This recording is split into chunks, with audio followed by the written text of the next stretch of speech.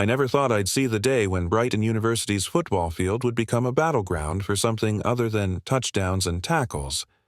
It was just another practice session that Tuesday afternoon, the sun beating down on the artificial turf, sweat glistening on the players' foreheads as they ran drills with military precision. Carter, Crusher, Hayes dominated the field as usual, his massive frame bulldozing through defensive lines like they were made of paper. His crew of loyal followers, Jackson, Derek, and Mason, weren't far behind, shouting and chest-bumping after every successful play. The coach's whistle pierced through the chaos, directing the symphony of controlled violence that is American football. That's when I first noticed him standing there, Kenji Tanaka. He looked so out of place among the giants that I almost felt sorry for him. His uniform spotless, not a wrinkle to be seen, his posture perfectly straight as he waited patiently on the sidelines. The exchange student from Japan had joined the team as their new kicker, and you could feel the entire team's energy shift when Coach Thompson called him onto the field. "Tanaka, you're up," Coach bellowed, and the field fell silent. The hulking athletes parted like the Red Sea as Kenji walked through them, his steps measured and calm. Not a hint of nervousness on his face, just pure concentration. Carter nudged. Jackson, snickering. "Look at this kid. Bet he thinks this is soccer practice." The others joined in the laughter, but Kenji didn't seem to notice, or maybe he just didn't care. As Kenji lined up for his first kick, I watched Carter's face twist into that cruel smirk I knew all too well. "This guy's gonna fold like paper," he muttered, just loud enough for his crew to hear. But something told me this quiet newcomer wasn't quite what they expected. The hazing started almost immediately after that first practice. I was tending to the field when I saw them corner Kenji in the locker room. Carter, accidentally, knocked over Kenji's water bottle while Derek stepped on his gym bag. Kenji simply picked up his things and continued changing, his face betraying no emotion. The next day was worse. Someone had stolen Kenji's cleats, leaving him to practice in his regular training shoes. When he bowed slightly to Coach Thompson before taking the field, a gesture of respect so natural to him, I heard Mason mimicking him behind his back, exaggerating the movement to uproarious laughter from his teammates. Through it all, Kenji remained silent. Not once did he complain or retaliate. He just kept practicing his kicks with machine-like precision, each ball sailing through the goalposts with a consistency that was starting to unnerve even some of the veteran players.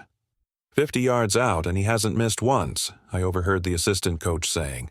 Kid's got a golden foot, but that just seemed to make Carter's crew more determined to break him. During scrimmage, Jackson accidentally collided with Kenji after a kick, sending the smaller player tumbling to the ground. Kenji simply got up, dusted himself off, and walked back to position. No complaint, no reaction. I was gathering equipment near the bench when I heard Ryan, one of the more decent players, whisper to his buddy, "He doesn't flinch, man. Ever. It's like nothing they do gets to him." That's when I noticed Carter watching Kenji from across the field, his face dark with frustration. The lack of reaction was getting under his skin more than any comeback could have. As practice ended, and the players headed for the showers, I saw Carter pull his crew into a huddle, their heads close together as he spoke in hushed tones. Whatever he was planning, it wasn't going to be good. I was hauling the last of the practice equipment back to the storage shed behind the gym when I heard them. Carter's voice, lower than usual but unmistakable, followed by the nervous laughter of his crew. I peered around the corner, and there they were, Carter, Jackson, Derek, and Mason, surrounding Kenji against the wall. "So, Karate Kid," Carter sneered, towering over Kenji, who stood perfectly still, his gym bag at his feet. "You think you're too good to talk to the rest of us? Too good to react when we're just having some fun?" Kenji's response was measured, his accent noticeable, but his English clear.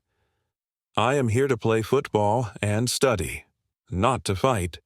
That seemed to infuriate Carter even more.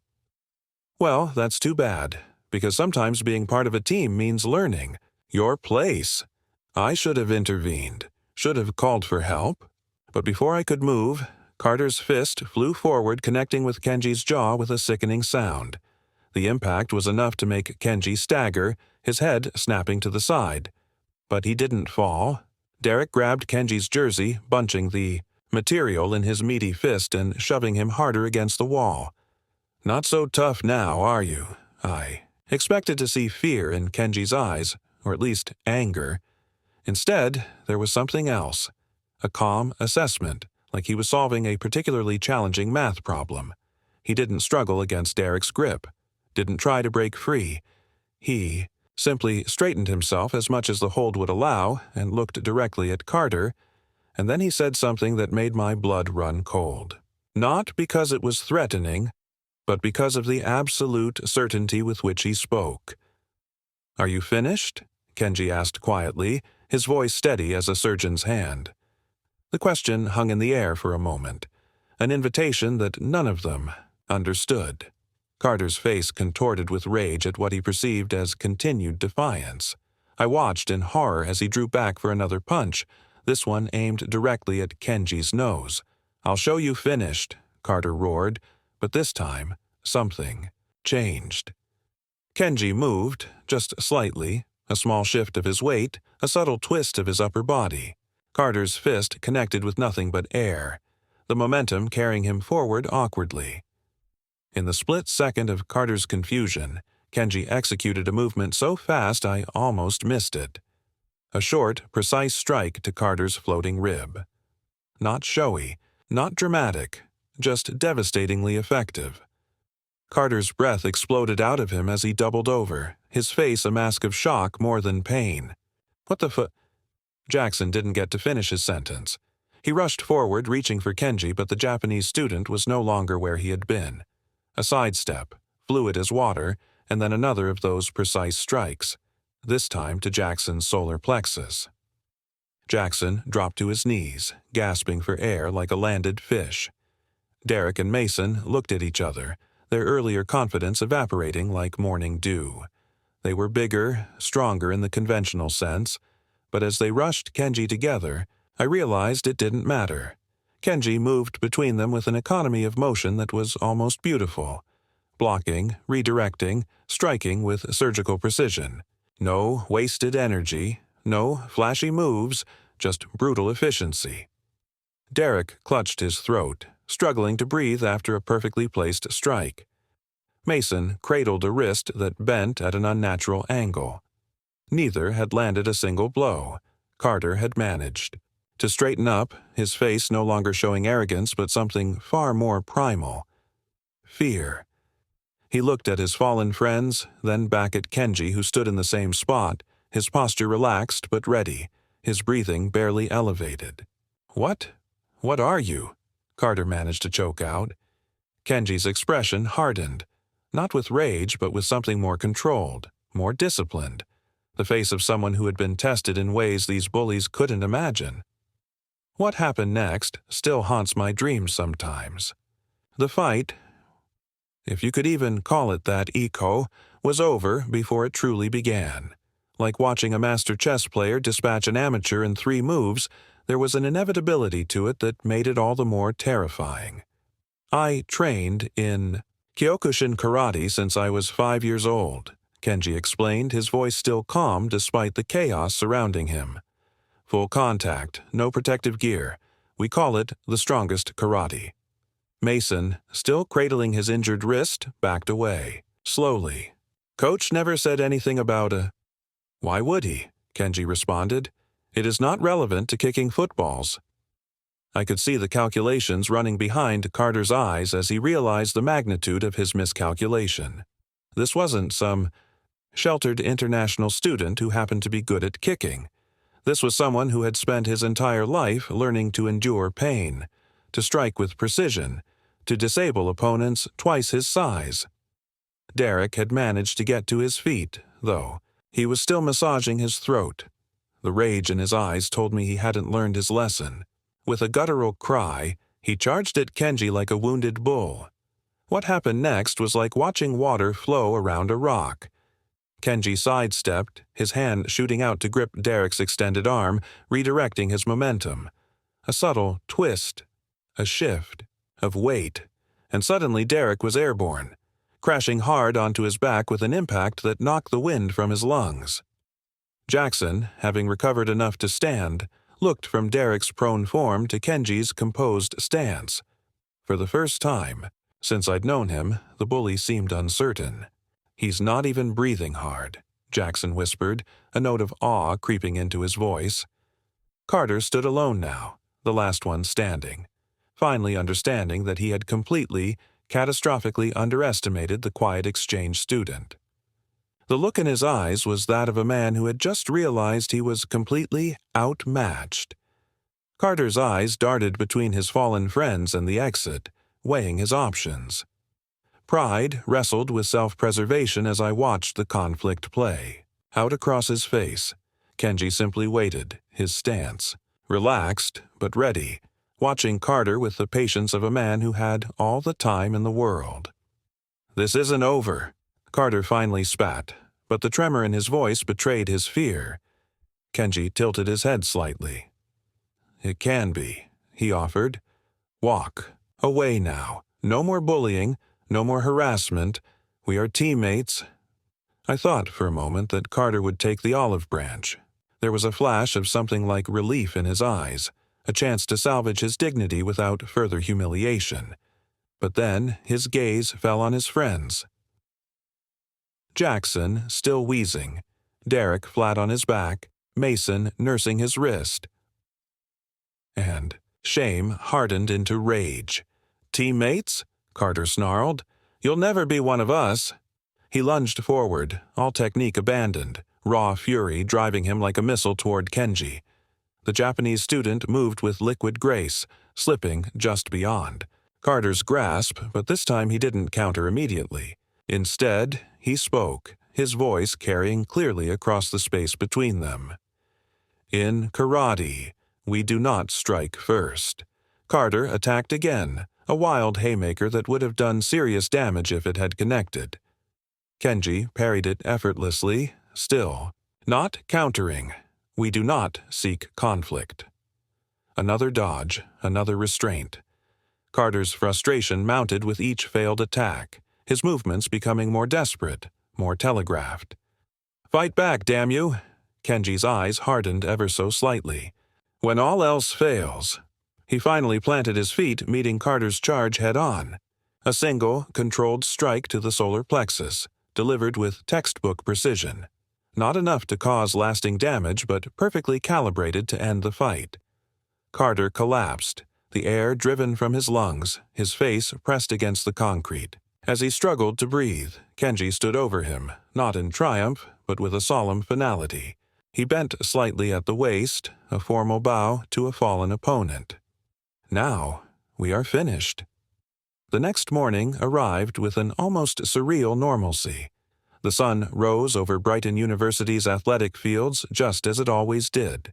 The groundskeepers mowed the same patterns into the perfect grass. But everything had changed. I was setting up the practice equipment when the players began filing onto the field. The atmosphere was different, charged with an electric tension I'd never felt before. The usual pre-practice banter was absent, replaced by hushed conversations that died as soon as Kenji appeared. He walked onto the field exactly as he had that first day, uniform pristine, posture perfect, expression composed. The only difference was how the team reacted to him. Where once there had been sneers and mockery, now there were sidelong glances and respectful nods. Carter arrived last, the dark circles under his eyes suggesting a sleepless night.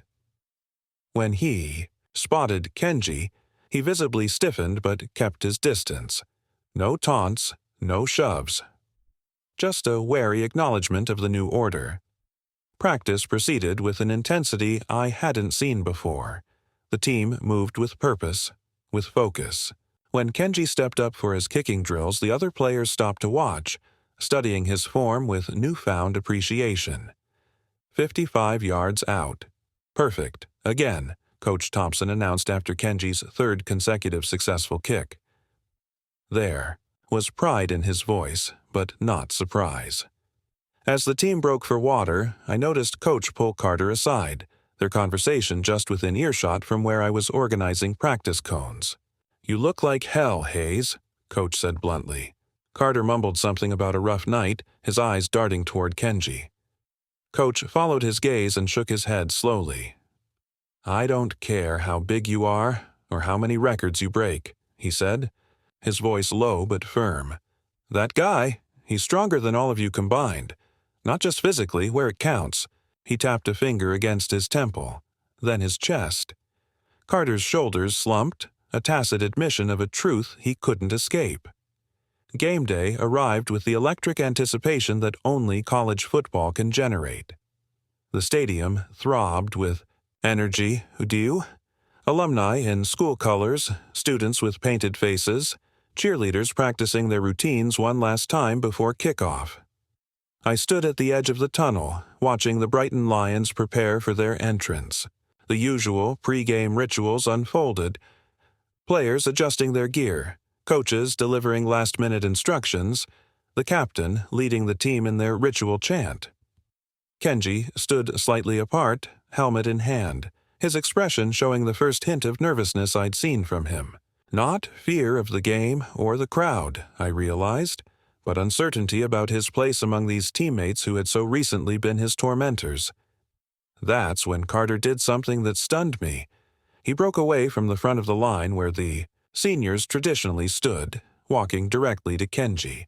The team fell silent, watching the linebacker approach the kicker with wary anticipation. For a long moment, the two simply looked at each other. No words passed between them. Just an understanding that transcended language. Then Carter extended his hand, not for a casual fist bump, but for a formal handshake. Kenji hesitated only briefly before accepting it, his relief visible even from where I stood. As one, they moved to the front of the formation, Carter and Kenji leading the team toward the light at the end of the tunnel. The roar of the crowd washed over them as they emerged onto the field, no longer divided but unified. The game itself was a back-and-forth battle, with neither team able to establish dominance. With 30 seconds left on the clock, and Brighton down by 2 points, they found themselves at their opponent's 40-yard line. 4th down. Too far for most kickers. Not for Kenji. The snap was clean, the hold perfect. Kenji's foot connected with the ball, sending it in a perfect arc through the autumn sky. The stadium held its collective breath as the ball sailed toward the goalposts. Flawless, unstoppable. The crowd erupted as it passed through the uprights, the scoreboard updating to reflect Brighton's victory. As his teammates rushed to lift him onto their shoulders, I caught a glimpse of Kenji's face. For the first time since his arrival, he was smiling. Truly, genuinely smiling. Quiet strength had prevailed.